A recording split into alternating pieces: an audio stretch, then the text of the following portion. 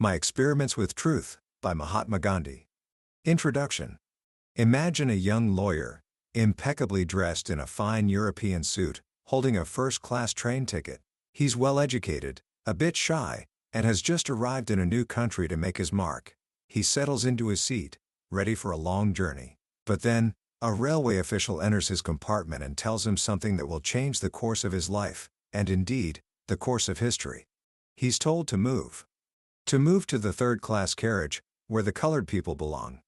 The young lawyer calmly explains that he has a first-class ticket.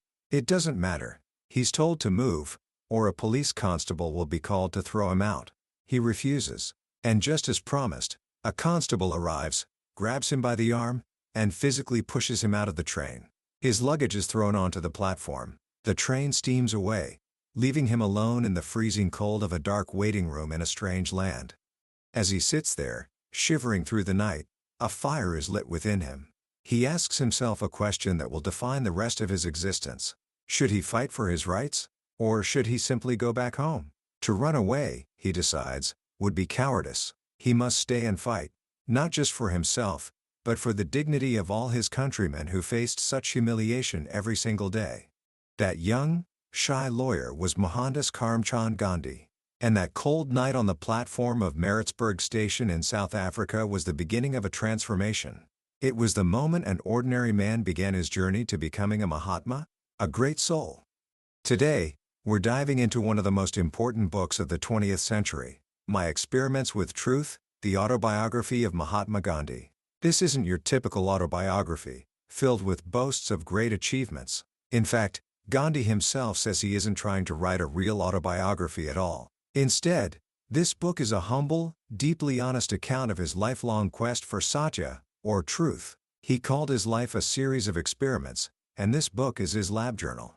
By the end of our journey today, you'll discover how a man plagued by fear and self-doubt taught himself to be fearless. You'll understand the profound and simple principles he used to challenge injustice, unite a nation, and ultimately, bring a mighty empire to its knees.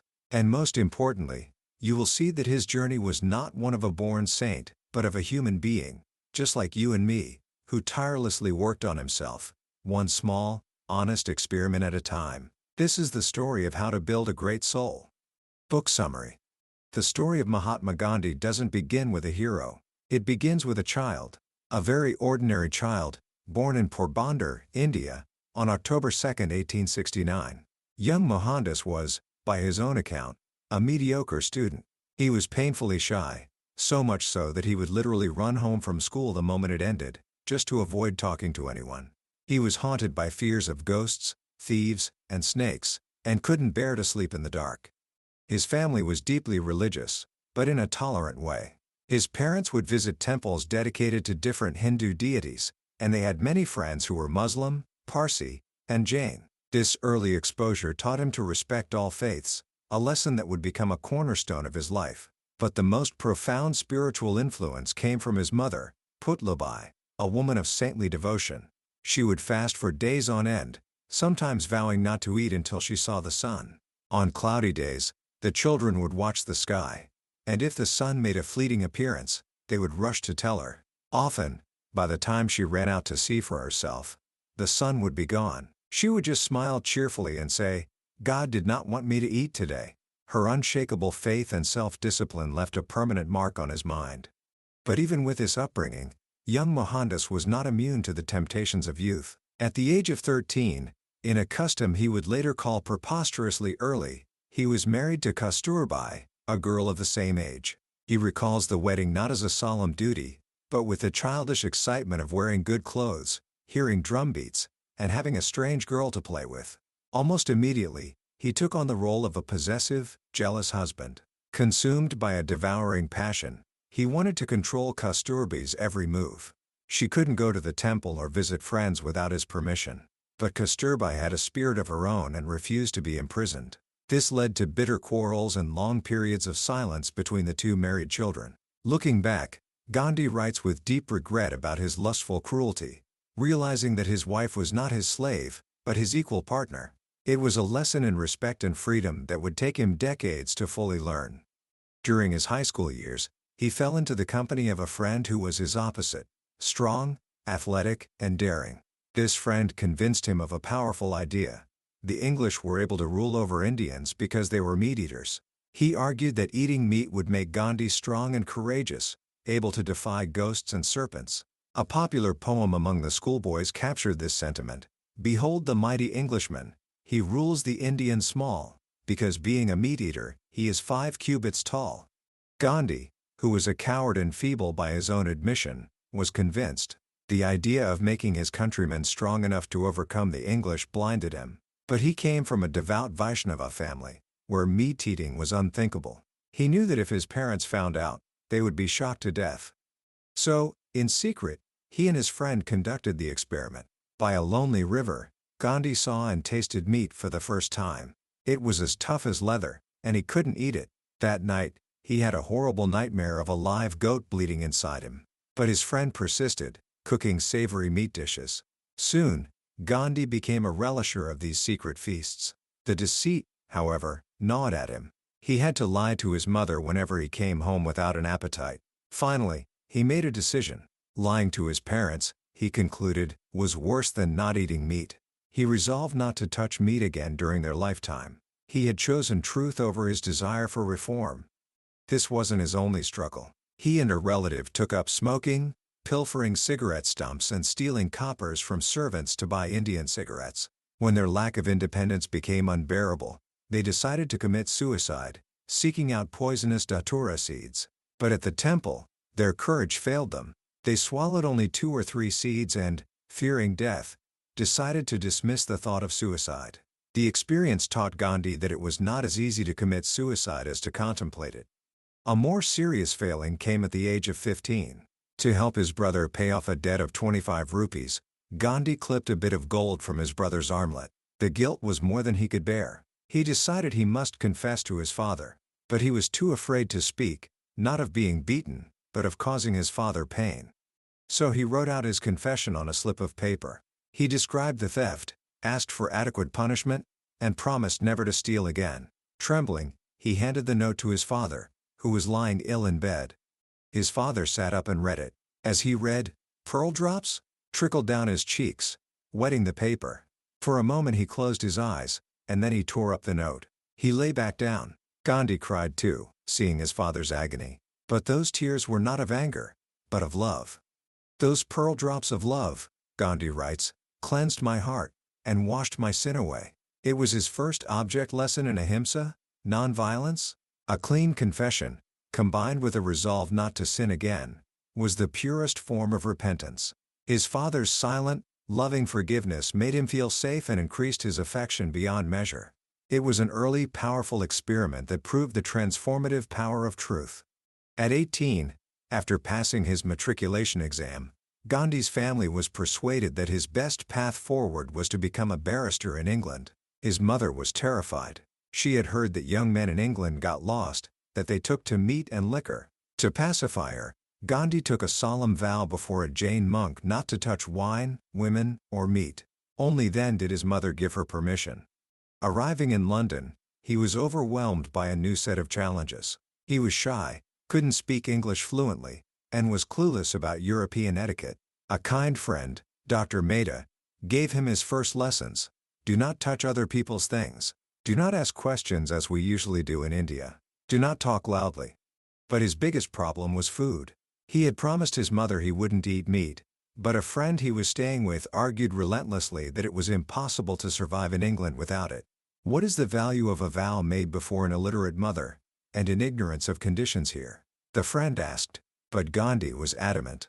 A vow is a vow, he replied. It cannot be broken. He starved at lunch and dinner, living mostly on the oatmeal porridge he had for breakfast. He would trot 10 or 12 miles a day, wandering the city in search of a vegetarian restaurant. One day, he stumbled upon one in Farringdon Street. The sight filled him with joy. In the window, he saw a book for sale, Salt's Plea for Vegetarianism. He bought it and went inside for his first hearty meal since arriving in England. He read the book from cover to cover. It was a revelation. Until then, he had abstained from meat only because of his vow, but he had secretly looked forward to the day he could eat it freely. Salt's book, however, convinced him of the moral and health benefits of vegetarianism. From that day on, he writes, I became a vegetarian by choice. The spread of vegetarianism now became his mission. This new conviction, however, did not stop his other experiments. To make up for his clumsy vegetarianism, he decided to become a polished English gentleman. He bought expensive clothes from the Army and Navy stores, a chimney pot hat, and a 10-pound evening suit from Bond Street. He spent 10 minutes every day in front of a mirror, parting his hair and learning to tie a tie. His ambition grew. He decided he needed to learn dancing, French, and elocution. He paid £3 for dancing lessons, but found it impossible to keep time with the piano. He invested another £3 in a violin to cultivate an ear for Western music. He hired a third teacher for elocution. Then, one day, as he puts it, the bell of alarm rang in my ear. He realized the folly of his pursuits. He had not come to England to spend a lifetime. How could dancing make a gentleman of me? He asked himself. If my character made a gentleman of me, so much the better. Otherwise I should forego the ambition. He wrote letters to his teachers, excusing himself from further lessons, and sold the violin. This infatuation had lasted about 3 months. The punctiliousness in dress persisted, but from that moment on, he became a student in earnest. He began to simplify his life dramatically. He kept a strict account of every penny spent. He moved out of family lodgings and into his own rooms, cooking his own breakfast of oatmeal porridge to save money. He lived on 1.03 a day. This simple life, he found, harmonized my inward and outward life. It was also more in keeping with the means of my family. My life was certainly more truthful and my soul knew no bounds of joy. After 3 years in London, he passed his examinations and was called to the bar in June 1891. He had read the laws, but he had no idea how to practice them. He was filled with helplessness and fear. His first case in Bombay was a disaster. He stood up to cross-examine a witness, but his heart sank into his boots. His head was reeling. He couldn't think of a single question to ask. He sat down in shame and told his agent to hire another lawyer, deciding not to take another case until he had the courage to conduct one. Disappointed, he returned to Rajkot, where he got by on drafting memorials and applications. It was here that he had his first shocking encounter with the arrogance of a British official. His brother was in trouble with a political agent, an officer Gandhi had known in England. His brother begged him to use the acquaintance to put in a good word. Gandhi hated the idea, but couldn't refuse. The officer was cold. When Gandhi pressed his brother's case, the Sahib grew impatient. "Your brother is an intriguer. I want to hear nothing more from you," he said. And when Gandhi persisted, the officer had him physically thrown out of the room by a peon. Fretting and fuming, Gandhi wrote a note threatening to proceed against him. The officer's reply was dismissive. A senior lawyer, the great Sir Ferosha Mehta, gave him some bitter advice. "Tell Gandhi, he is still fresh from England, and hot-blooded. If he would earn something and have an easy time here, let him tear up the note and pocket the insult." Gandhi had to swallow it, but he made a vow. "Never again shall I place myself in such a false position," he told himself. "This shock," he says, "changed the course of my life." It was at this low point that a new opportunity arose. A firm from Porbandar had a big case in South Africa and needed a lawyer to help instruct their counsel. They offered him a first-class return fare and a sum of £105 for 1 year. He was tempted. It was a chance to escape India, to see a new country, and to have a new experience. Without much thought, he closed with the offer and got ready to go to South Africa. He arrived in Durban in May 1893. The client who received him, Abdullah Sheth, was puzzled. Gandhi, with his expensive European clothes and ways, seemed like a white elephant. On his second or third day, Abdullah Sheth took him to the Durban court. The magistrate stared at him and ordered him to take off his turban. Gandhi refused and left the court. He quickly learned about the deep-seated prejudice in South Africa. Indians were divided into groups: Muslim merchants who called themselves Arabs, Hindu and Parsi clerks, and the largest class, the indentured laborers. These laborers were known as Gurmitias, a corruption of the English word agreement. Because they were the majority, all Indians, regardless of their status, were contemptuously called coolies or Samis. Gandhi was a coolie barrister. The merchants were coolie merchants. The turban was a symbol of self-respect. To take it off was to pocket an insult. He thought of wearing an English hat instead, but Abdullah Sheth advised against it. "If you wear an English hat," he said, "you will pass for a waiter." Gandhi saw the wisdom in this, wrote to the press defending the turban, and gained an unexpected advertisement as an unwelcome visitor. A week later, he was sent to Pretoria for the case. He booked a first-class seat. The train reached Maritzburg, the capital of Natal, at about 9 p.m. A railway official came and told him to move to the van compartment. "But I have a first-class ticket," he said. "That doesn't matter," the official replied.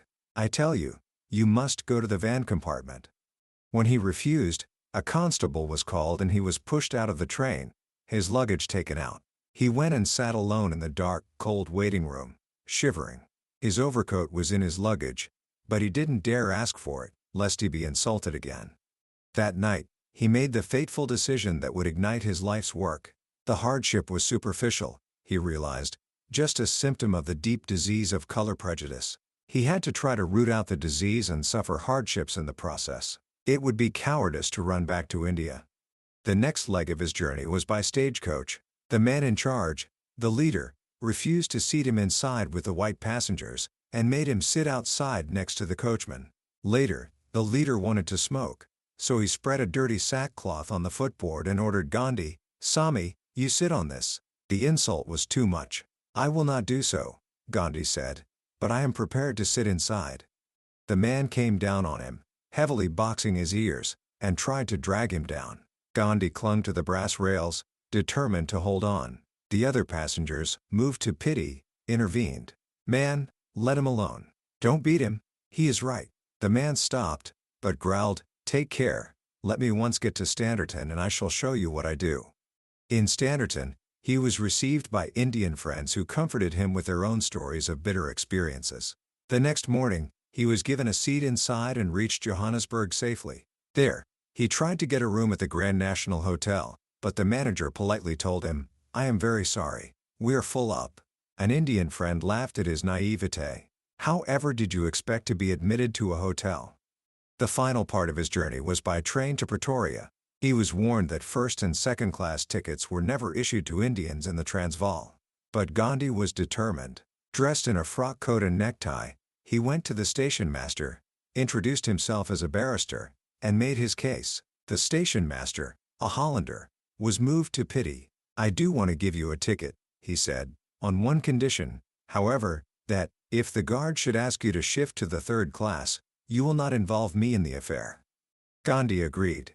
On the train, the guard angrily signaled him to move to the third class, but an English passenger in the compartment spoke up.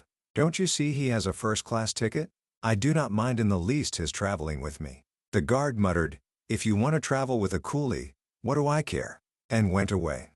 He had arrived in Pretoria, but his trials were far from over. One day, while walking on the footpath past President Kruger's house, a policeman, without warning, pushed and kicked him into the street. A friend, Mr. Coates, witnessed it and offered to be his witness in court. "You need not be sorry," Gandhi told him. "I have made it a rule not to go to court in respect of any personal grievance." The policeman later apologized, but Gandhi never again went through that street. "Why should I unnecessarily court another kick?" he thought. The incident deepened his feeling for the Indian settlers, and his mind became more and more occupied with how to improve their condition.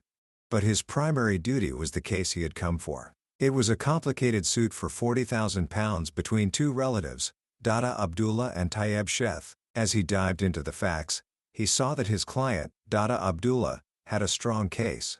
But he also saw that if the litigation continued, it would ruin both parties. He felt his duty was to befriend both parties and bring them together. He strained every nerve to bring about a compromise. At last, he persuaded them to go to arbitration. Dada Abdullah won, but Tayyab Sheth could not pay the full amount of £37,000 at once. It was an unwritten law among the Porbandar Memons that death should be preferred to bankruptcy. Gandhi then had the more difficult task of persuading his own client to allow the other party to pay in installments spread over a very long period. Dada Abdullah agreed. Both parties were happy, and their public estimation rose. Gandhi's joy was boundless. "I had learnt the true practice of law," he writes. "I had learnt to find out the better side of human nature and to enter men's hearts. I realized that the true function of a lawyer was to unite parties riven asunder." A large part of his 20 years of legal practice was spent bringing about private compromises in hundreds of cases. Just as the case was concluded and he was preparing to return home, he chanced upon a newspaper paragraph about a bill to deprive Indians of their right to vote. He saw it as the first nail into our coffin. The Indian merchants, who had assembled for his farewell party, urged him to stay and fight. "Abdullah Sheth, you must detain Gandhi Bhai," they cried.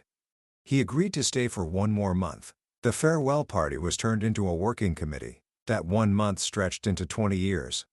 He founded the Natal Indian Congress on May 22, 1894. He drafted petitions, collected thousands of signatures, and acquainted the public in India and England with the conditions in Natal. He settled down, setting up a household and a legal practice. He now had to face the color bar in his own profession.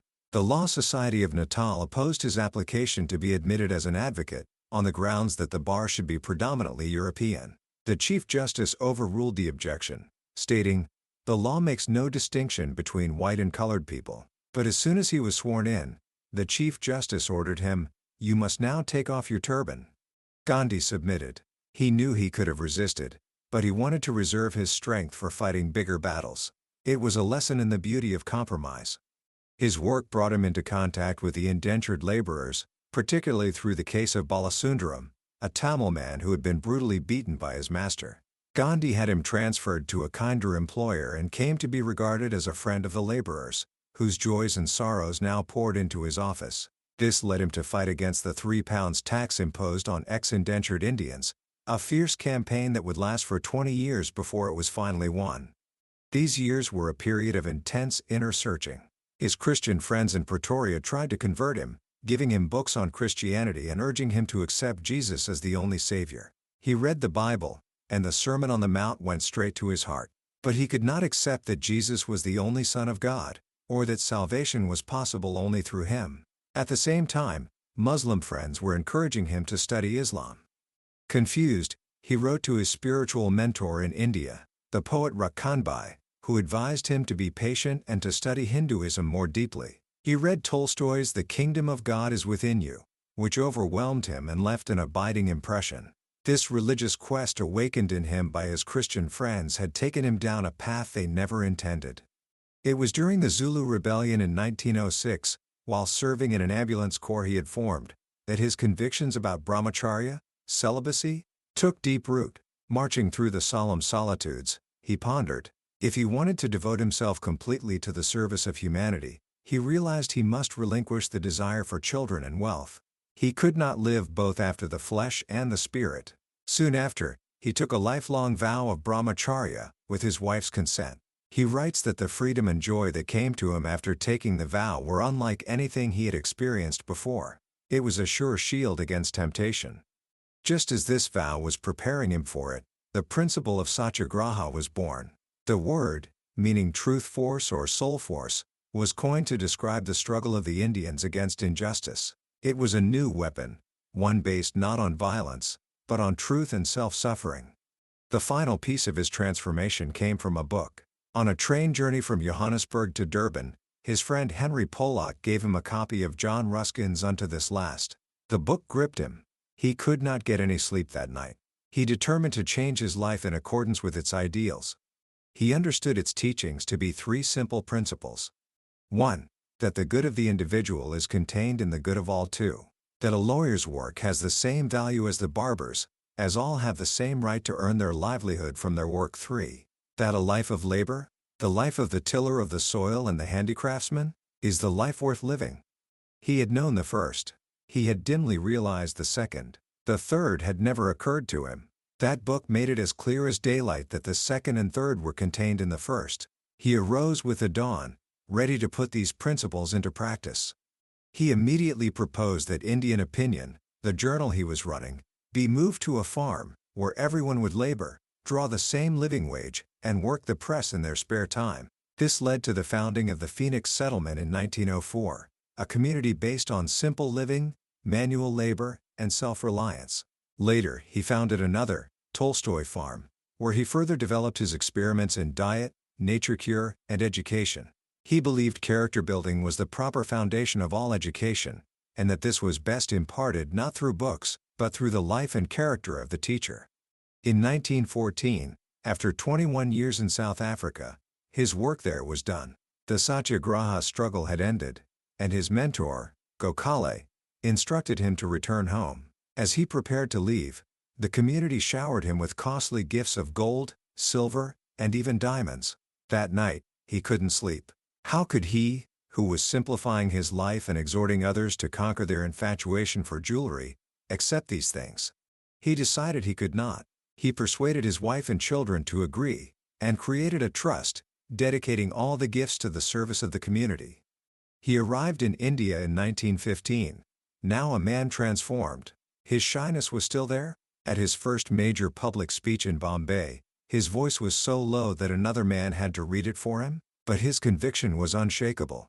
As promised to Gokhale, he spent a year traveling across India, mostly in third class, to acquaint himself with the real condition of his country. The filth and overcrowding of the trains, and the indifference of railway authorities to the poor, pained him deeply.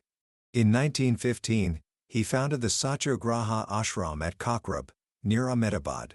Within months, it was put to a severe test. He was asked to accept an untouchable family. He agreed. Immediately, all monetary help to the ashram was stopped, and there were rumors of a social boycott. Matters came to a head when his manager told him, "We are out of funds and there is nothing for the next month." Gandhi replied quietly, "Then we shall go to the untouchables' quarter." Just then, help came from an unexpected source. A wealthy merchant, whom Gandhi had met only once, drove up, placed currency notes worth 13,000 rupees in his hands, and drove away without a word. But the storm outside was nothing compared to the storm within. His own wife, Kasturbai, and other women in the ashram resented the presence of the untouchable family. It was a valuable, if painful, lesson in the deep-rooted nature of prejudice. Soon after, he was drawn into his first major Satyagraha campaign in India. An agriculturist from Champaran, Rajkumar Shukla, followed him across the country, begging him to come and see the plight of the indigo sharecroppers who were being exploited by British planters. When Gandhi arrived in Champaran and began his inquiry, he was served with a notice to leave the district. He refused. Summoned to court, he pleaded guilty to disobeying the order, explaining that he did so not out of disrespect for the law, but in obedience to the higher law of our being, the voice of conscience. To everyone's surprise, the lieutenant governor ordered the case against him to be withdrawn. It was the country's first direct object lesson in civil disobedience. The inquiry proceeded, the century-old exploitative system was abolished, and the stain of indigo was washed away. From Champaran, he was drawn to a labor dispute with the mill hands in Ahmedabad. When the striking workers began to lose their resolve, he undertook a fast, not to coerce the mill owners, but to rally the workers. It was his first fast for a public cause, and it succeeded in bringing about a settlement.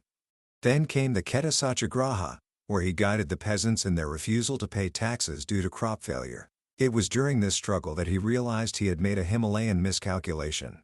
He had called on the people to offer civil disobedience before they had been fully trained in its principles of truth and nonviolence. He understood that a Satyagrahi must first learn willing and respectful obedience to the state laws before earning the right to disobey them. He immediately suspended the campaign. He was recovering from a severe illness when news of the Rowlatt Bills, draconian laws that would allow imprisonment without trial, startled him. One morning, in that twilight state between sleep and waking, the idea broke upon him. They should call for a nationwide hartal, a general strike, a day of fasting and prayer to launch the Satyagraha. On April 6, 1919, the whole of India, from one end to the other, observed a complete hartal. It was, he wrote, a most wonderful spectacle. But the peaceful protests soon gave way to violence in Delhi, Amritsar, and Ahmedabad. On his way to the Punjab to calm the situation, Gandhi was arrested and sent back to Bombay. The news of his arrest ignited further riots. He was horrified. He suspended Satyagraha, declaring that he would not lead a mass movement so long as the people had not learned the lesson of peace. The violence culminated in the Jallianwala Bagh massacre in Amritsar. Gandhi was finally allowed to enter the Punjab and was appointed to the Congress Committee to inquire into the atrocities. The things he heard filled him with deep pain. At the same time, the Caliphate movement was gaining momentum, a struggle by Indian Muslims to protect the Ottoman Caliphate. Gandhi saw it as a golden opportunity for Hindu-Muslim unity. He argued that if the Muslim cause was just, Hindus were bound to stand by them. It was at a Caliphate conference that he first proposed his new idea for resistance, non-cooperation. This idea took shape at the Nagpur Congress in 1920, where he successfully passed a resolution for non-violent non-cooperation to achieve Swaraj, or self-rule. It was also here that he led the charge to reform the Congress Constitution, transforming it from an elite talking shop into a mass-based organization with a real machinery for action. But the most potent symbol of this new movement was born not in a committee room, but in a humble search for a simple tool. For years, Gandhi had been looking for a spinning wheel. He believed that if India could spin its own yarn and weave its own cloth, it could break the shackles of economic dependence on Britain and provide work for its starving millions. After a long search, the spinning wheel was found in a village in Baroda. Soon, the hum of the charkha filled the ashram, and khadi, handspun, hand-woven cloth, became the livery of freedom. It was the thread that would stitch a nation together. Gandhi's story, as he tells it, ends here, in the early 1920s, on the cusp of the great national movements he would lead. His life from that point on, he says, was so public that there was little left to tell. But the experiments never stopped. The final experiment, the ultimate test of his faith, was still to come. But for that, you have to look beyond the pages of this book, to the history of a nation he helped to create. Commentary. So, what do we take away from this incredible journey? What is the secret hidden within Mahatma Gandhi's My Experiments with Truth? I think the most powerful lesson is this: greatness is not a quality you are born with, it is a discipline you build. Gandhi was not born a Mahatma. He was born a shy, fearful, and deeply flawed young man. The person he became was the result of a lifetime of conscious, deliberate, and sometimes painful self-improvement. His life was a laboratory, and his own soul was the subject. He experimented with his diet, not just for health, but to conquer his passions. He experimented with his possessions, giving up wealth and insurance policies not because he was a natural monk, but to cultivate a deeper faith in God and a spirit of non-possession. He experimented with his relationships, learning to see his wife as an equal partner and all of humanity as his family. And at the heart of it all was his unwavering devotion to truth. For Gandhi, truth was not just about speaking honestly. It was the ultimate principle, another name for God. His search for truth is what led him to ahimsa, or nonviolence, because he realized that you cannot harm another person without harming the truth that resides within them, and within yourself. To see the spirit of truth, he wrote, one must be able to love the meanest of creation as oneself. This is why his quest for self-purification drew him into politics. He believed that religion and politics were inseparable, because a person devoted to truth cannot stand aside when injustice is being done. He cannot separate his inner life from his outer responsibilities. So, how can we apply these grand ideas to our own lives? We don't have to lead a nation or challenge an empire. The beauty of Gandhi's message is that it starts with the smallest of steps. Here are a few thoughts. First, start your own small experiment. Gandhi's journey began with simple acts: confessing a theft to his father, keeping a vow to his mother, trying to wash his own collars. Choose one small thing in your life that you know isn't quite right. A habit you want to change. A fear you want to face. A difficult truth you need to speak. Turn it into an experiment. For the next 7 days, approach it with honesty and discipline, and just observe what happens, not just around you, but within you. Second, practice service without expectation. Gandhi's life was defined by his spirit of service. It started small, nursing a leper who came to his door, helping in a charitable hospital for a few hours each morning. Find one small way to serve someone else this week. A friend, a family member, a stranger, without any thought of reward or recognition. See how it changes your perspective. And finally, ask yourself the question that guided his entire life. What is my truth? What are the principles that I hold most dear? In a world that constantly asks us to compromise, to bend, to fit in, what are the things you will not compromise on? Knowing your own truth is the first step to living a life of purpose. That was a summary of My Experiments with Truth by Mahatma Gandhi. We've journeyed through the key moments of his transformation today, but I'll be honest with you, a summary can only take you so far. The real magic of this book happens when you read it for yourself. It's in the quiet moments, when a particular story or a simple, honest reflection hits you in a way you didn't expect. This summary is designed to help you decide if this book is worth your time. If anything we've talked about today has resonated with you, I encourage you to grab a copy. Reading it isn't just about learning history. It's an experience that can genuinely change the way you see yourself, your struggles, and your potential for growth. The link to the book is in the description below.